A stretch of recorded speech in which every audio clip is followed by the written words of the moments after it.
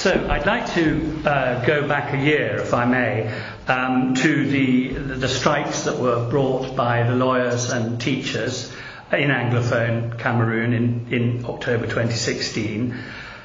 Describe what was at the heart, what lay behind those strikes, and what did both groups seek to achieve?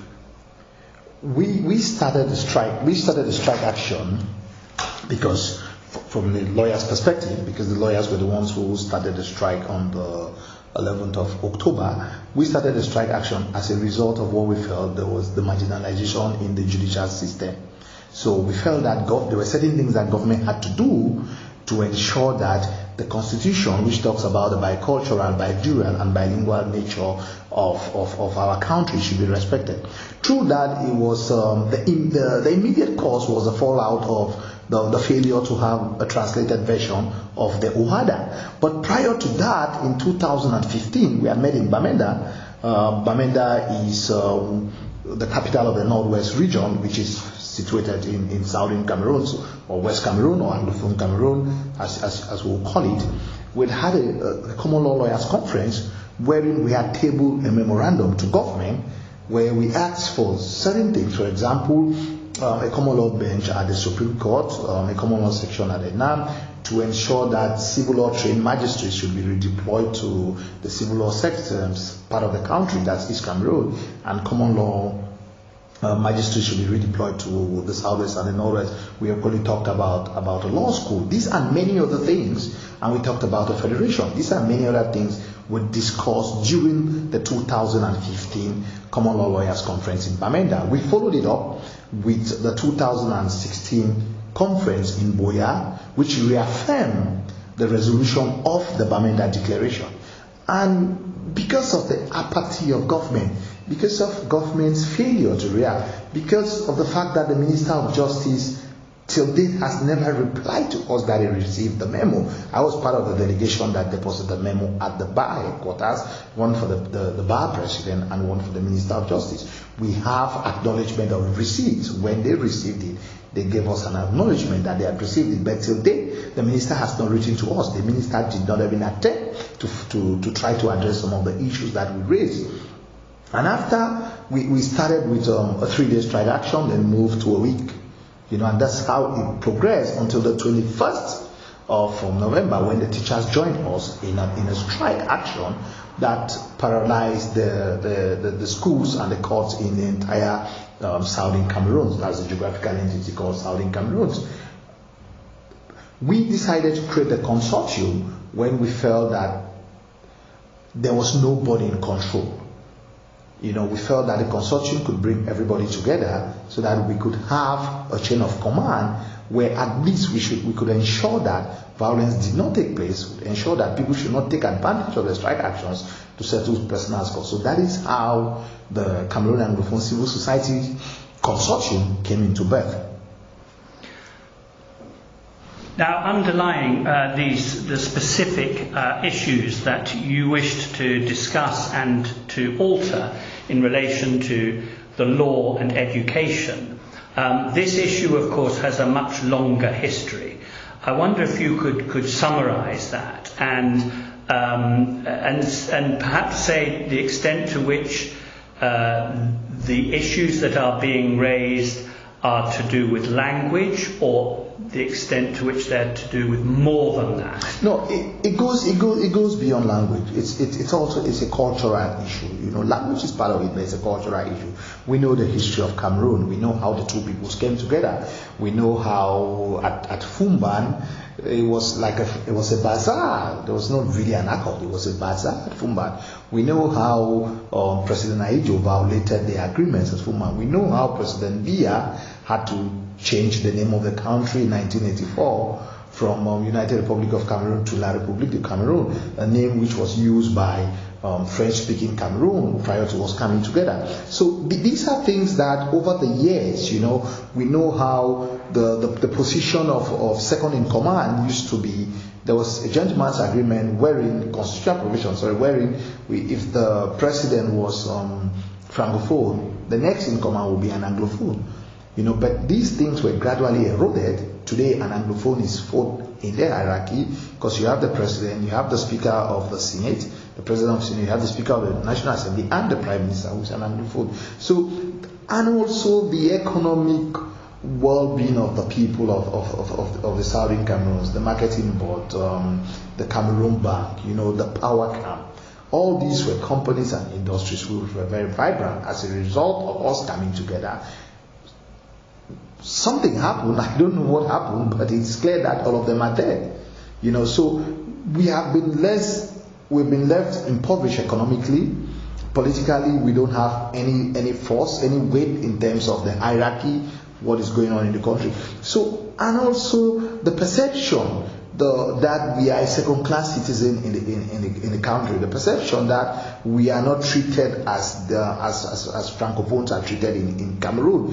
All these things have gathered momentum in the people, and the people decided to react. But it's necessary at this junction to let you know that it's never been a struggle between Francophones and Anglophones.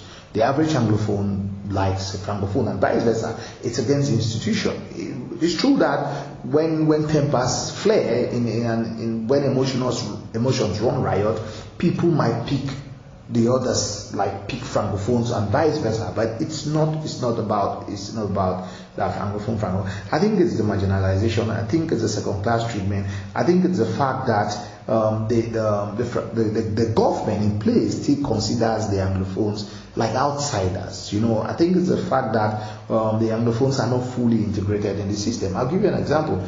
An average Anglophone lawyer can practice for 20 years without going to the Supreme Court in Yaoundé because it's completely alien to him. It's like a French-dominated environment. So these are things that our people are saying, no, enough is enough. When I went to the University of Yaoundé, when I read law, you could tell there were a few English lecturers, but majority of them were French.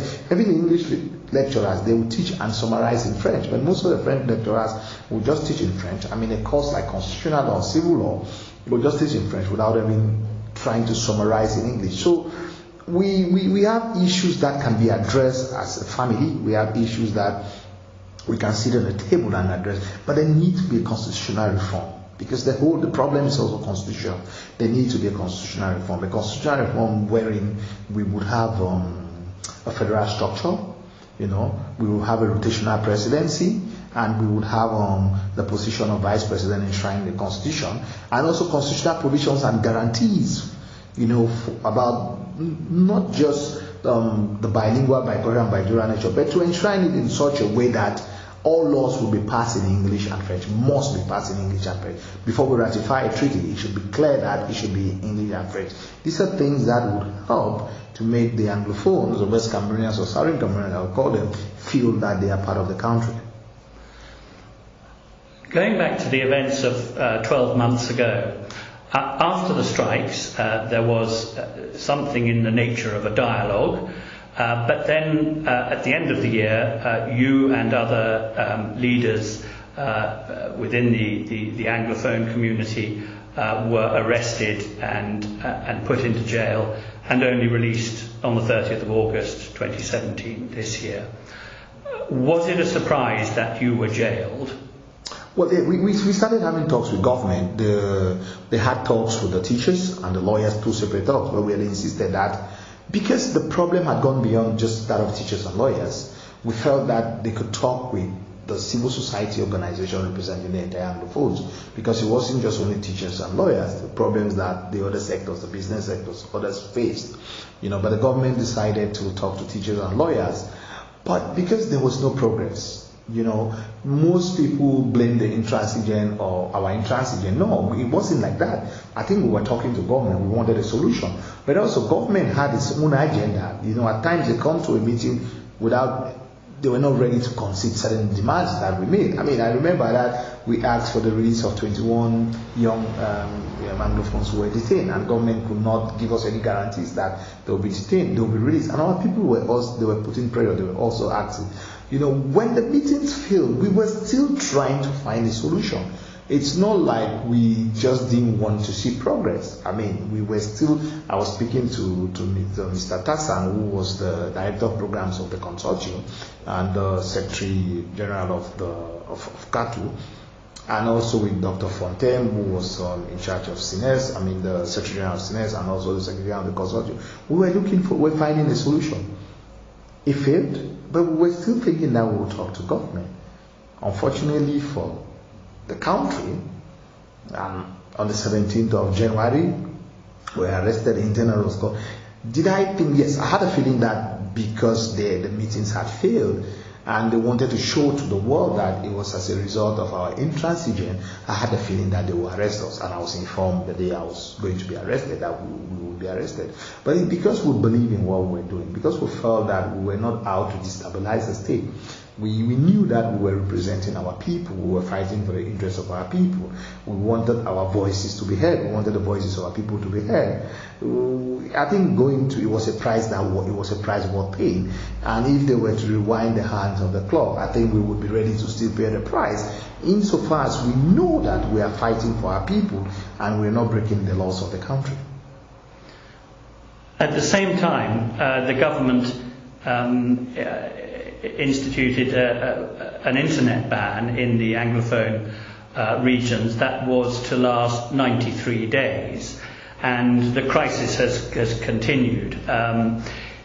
Could you say what the cost of such things is? Not just the internet ban, but also what is de facto emergency regulations. This must be exacting a considerable cost on economies and people's lives. That was what we was calling international or collective punishment against the people of the southern Cameroons, because you cannot cut internet in the entire southwest and northwest region. So you were collectively punishing each and everyone who was in that geographical zone during the period of 93 days.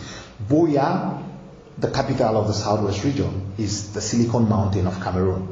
So you can imagine the economic impact of not having internet for 93 days in the southwest region. The economic impact on the economy. These were businesses which were run by young people who employ others, who pay rents, who have families to support. It was enormous. It was enormous in the entire region, and it showed a kind of a discriminatory policy. Because I don't think that if it had happened in Douala, they would have cut off internet for 93 days. But it happened in the southwest and the northwest, and internet was cut. And not only that, internet was just cut off. I think it's yesterday that we had internet back. They reduced the bandwidth. Social media wasn't working, unless you had to download VPN. So the people that are still being punished collectively, the government doesn't really care about the economic impact. The government doesn't really care about the welfare and the well-being of the people, because it has a huge economic impact. It's like a state of emergency. If you walk around, you see what is happening, you actually say, why this heavy-handedness in a problem which can be solved by dialogue? So it has a huge economic impact on our people. And when you talk to the small business people, even the big ones, everybody's complaining about the dire economic consequences as a result of the internet ban, as a result of the state of emergency, and as a result of the high military presence in the region. Towards the end of September 2017, and right at the beginning of October, the crisis took another turn for the worse, and in the most recent crisis group report dated 19th of October 2017, they have referred to, and I quote, the murderous repression of secessionist groups. Could you comment on the way that the crisis has been handled on the part of the security forces? And also, because these latest protests were by secessionist groups as opposed to by specific professions, like a year ago, the lawyers and the teachers, could you also say something about the way in which the crisis has evolved or changed shape? I think there's been a lot of heavy high-handedness on the part of the military. I think that they would have managed the crowd control in a more professional manner. I think that it's unfortunate with the loss of lives. Lots of people have died. I think also that there's a problem with the number of people who were arrested and detained. The looting, the breaking of houses, the torture, physical and emotional. It's unfortunate. I think the military would have avoided it, because whether you call them secessionists, I call them restorationists, or those who clamoring for independence, all of them are Cameroonians for the time being. All of them are part of Cameroon, and I don't see why you would have live bullets. You could have rubber bullets. Most of these protesters were unarmed civilians. Some of them just had but leaves. Some of them had but flowers. So I don't see why there's no justification for them being shot. Yes, the whole struggle has been transformed, especially after the 17th of January with our arrest, where most people prior to that were talking about the demands, the professional demands, and to a lesser extent talking about federation. But now it's moved with some clamoring for independence. I still believe that the situation has not gone out of hand. I still believe that we can find a solution. I believe that if we have an all-inclusive dialogue where all the groupings, all the various shades of opinion are brought on a table, we could find a solution. Because what we are having now is very serious. We have about 1,000 people, young men, children, who are in detention. We have lots of them who are wounded, and I think we need to avoid the situation. So I call for both parties, both groups, to exercise restraint. I call for on those who are clamoring for independence also to exercise some restraint. We need to, because at the end of the day, when people are arrested, it's those who are on the ground who need to ensure that they are released. I'll give you a recent example where, in my capacity as the president of the Faco Lawyers Association, we created a task force to defend those who have been arrested. As of last week, the report we had close to 200 who had been released from detention through bail or just through being released. So it's an enormous task on the lawyers, because it's a pro bono service, and at times they are in court till evening. And then those who are injured, we have to try to see if we find a way through our private contributions to ensure that we can provide some medical assistance, and also to assist families who are bereaved. So I think we don't need that. The country has gone through a lot. We need to, now there's a healing process. We need reconciliation. We need dialogue, so that at least we can move forward as a nation. Some officials on the government side have claimed that the protests are purely political and are largely organised or fomented abroad, rather than having come about through feelings of marginalisation, etc. How would you respond to those allegations? Well, I think man is a political animal, so everything we do, politics is involved, because the politicians determine the way the country is run. So I don't think it's anything wrong to say that they are politically motivated, because the whole country, it's about politics. Being controlled from abroad, it's not completely true. Yes, we have a lot of Cameroonians in the diaspora, Anglophones in the diaspora. Why are they also, many of them abroad, vis-a-vis the population of Anglophones? It's because of the fact that they felt they could not have a place. It's because of the marginalization that most of them who've gone abroad cannot come back. Also the fact that the Cameroonians abroad are being excluded in the political life of the country. We don't accept dual nationality. And these are people who want to come back, who want to invest, but the political structure, the political system doesn't give room for them. So it's not just about them, because at the end of the day, the people who go to the streets are people who are based in Cameroon. But I also would urge our brothers and sisters who are in the diaspora also to try to synergize with those back at home before making some of the decisions, because we feel that they are being ruled by remote control. You need to connect with the people back home, understand the problems, understand the realities before certain decisions are taken. I think that would help in the struggle. But if decisions are taken without consulting with those on the ground, there is a feeling by some people on the ground that people in the diaspora are trying to control them. I mean, personally, I don't think that is totally correct. We need the diaspora, just like those in the diaspora need those of us back home. I think both the diaspora and those back home can try to synergize to work towards having a better country also. It's not just about strike action, but also in building a strong nation and a fruitful and a prosperous country. Now, in terms of the constitution of Cameroon, the country is a decentralized unitary state. That's as provided for in the 1996 constitution. Do you agree with that? No, it's not a decentralized. It's a unitary state with a monolithic mentality, a one-party kind of mentality. I describe it as a monolithic multi-partism. We still have the one-party mentality. You can tell from the recent banning of the Solidarity March in support of the Anglophones in Douala. If it was done by the ruling party, they on the 1st of October, they did a march in Douala. And nobody banned it. But when it's the people who are not of the ruling party, they are not ready to accept it. So we still have the monolithic mentality. It's a unitary state, not decentralized. The constitution that came into being in January 1996 they say it should be progressively implemented. We are talking about 21 years. We've not had the effective decentralization. We've not had the declaration of assets. We've not had the constitutional council. So these are things which are lacking. And in a way, the failure to implement the 1996 constitution contributed tremendously towards the crisis that started in October. I think if that constitution had been implemented, it would have helped.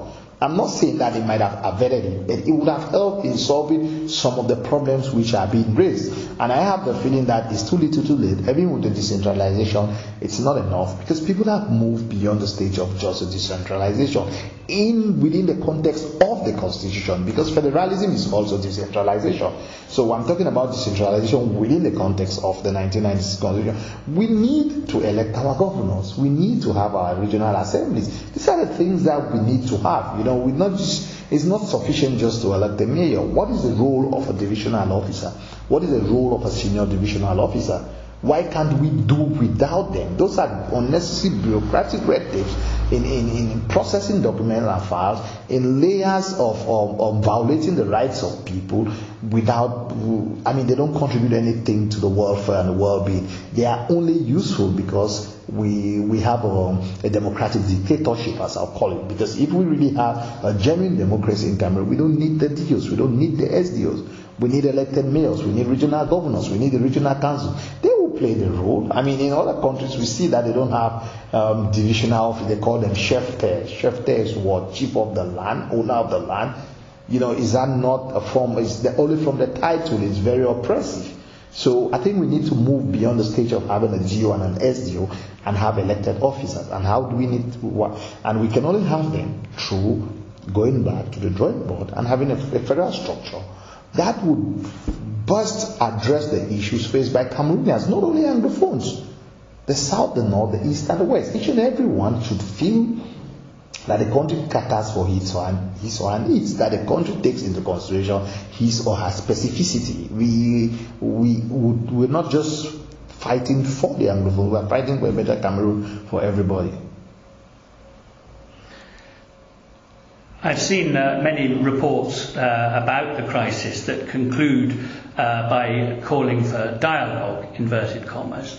Is dialogue actually a possibility between Anglophones and the government at the moment? Is the government open to this suggestion and willing to pursue discussions in good faith? Or is the whole issue even further complicated by the approach of another election in 2019? I think we have 3 stages of dialogue. I think the first thing to do is for us to have an Anglophone dialogue amongst the various leaders of the various movements, those who are involved in the struggle, for us to chart a common cause, for us to agree on what are realistic goals, what is achievable in the short, medium, and long term.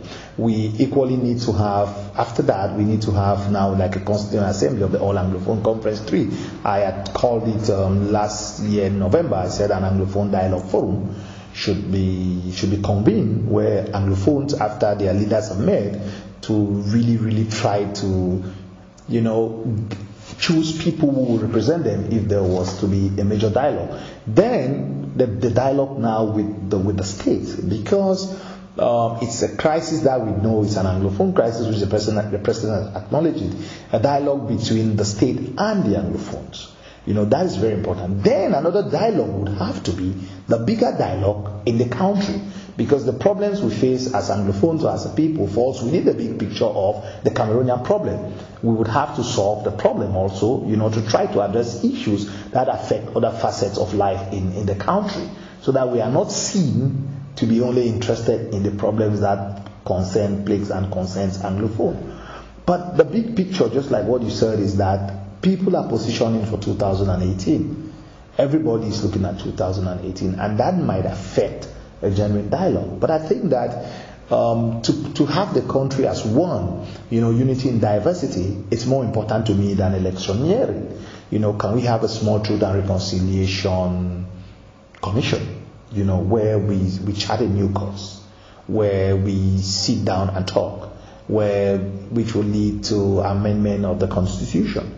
To me, that's more important than scheming and preparing just for a presidential election. That is more important than people only interested in power. That is more important than those who are in the government feeling that perhaps if they dialogue, perhaps if they accept to some of the demands, they will lose power. The country is bigger than each individual, and if everybody likes the country, then all of us should do what is right. All of us should do what is good for the country, not what is good for us as individuals, but for the collective or the general interest, for the general good of Cameroonians.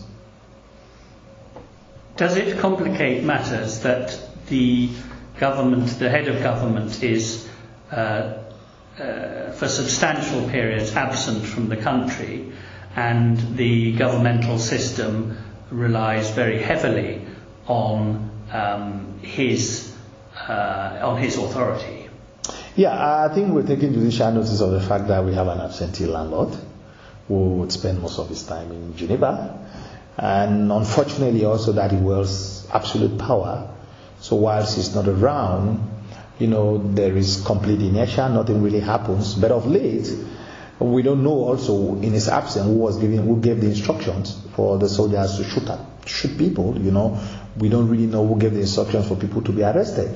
But I think that there is need for the statesmanship, there's need for his leadership. He's a father. By the end of his age, he's a grandfather. I think that he should assert his authority and put an end to what is going on. I think that he needs to address the nation. If possible, he goes to the southwest and the northwest regions to try to talk to his people. All of us are Cameroonians. Everybody's, he should try to find a permanent solution to this crisis. He should try to address the issue, and how he should seek advice from those who are not necessarily in his inner circle. They should not be from government. He should talk to people in the civil society.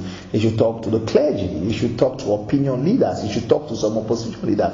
And if possible, invite, and I say, first of all, he has to grant amnesty to those who are on exile, release those who are in jail, grant amnesty so that everybody can come back home, and we have a veritable dialogue that would usher in a new Cameroon. I think it's possible. Hope it's not lost yet, and the president has what it takes to be able to address and find a permanent solution to this problem. What would you say to interested international parties or regional parties? Again, one has seen calls for ECOWAS to intervene and for the UN to intervene and the African Union to intervene. And for France indeed to intervene. Can any outside party play a constructive role in ensuring that this crisis which, let's be absolutely clear, is a crisis, that it doesn't worsen? Well, I mean, Cameroon is not part of the ECOWAS, so I don't see how ECOWAS would intervene. The UN, the AU, the African Union, yes, can intervene. I hope it's not, we don't mean military intervention. Yeah, because I think Cameroonians will not appreciate that. But I think that they have a role to play, because Cameroon is Africa in miniature, situated in the Central and West Africa, and Cameroon is like the hub in the Central Africa region. If Cameroon goes down, then the entire region, Chad, Gabon, Central Africa, which already has a problem, Equatorial Guinea, everybody goes down, even in the Gulf of Guinea. So it's an interest in the international community to try to put a bit of pressure on the government so that we can find a solution to the problem. The UN Secretary General, through his representative in the sub-region, Central Africa, in Gabon, had said that they could use their good offices to try to help in finding a solution to the problem. But I believe that, like Africans, we have a way also of solving our problem. I think the AU has a major role to play. I think the AU, through its good offices, can try to find a solution to the problem. I would rather see the AU intervening, in trying to find a solution, because I think that the problem is not helpful to anybody to have a crisis. Cameroonians, I think everybody is complaining, everybody is suffering, and we are a proud people. We have a very proud culture and a proud heritage. We would like this problem to be solved so that we can move towards building a prosperous nation, unity in diversity, respecting the cultural specificity, linguistic, religious background of each and every group and people and persons. And it will be helpful for us if a solution can be found. I urge the international community to put more pressure on the government so that they can find a solution. To also talk to the groupings calling for independence, to try to have realistic demands, because it's not just about government. The other groupings also should try to have realistic demands and to be ready to dialogue with the government so that we can find a long-lasting solution.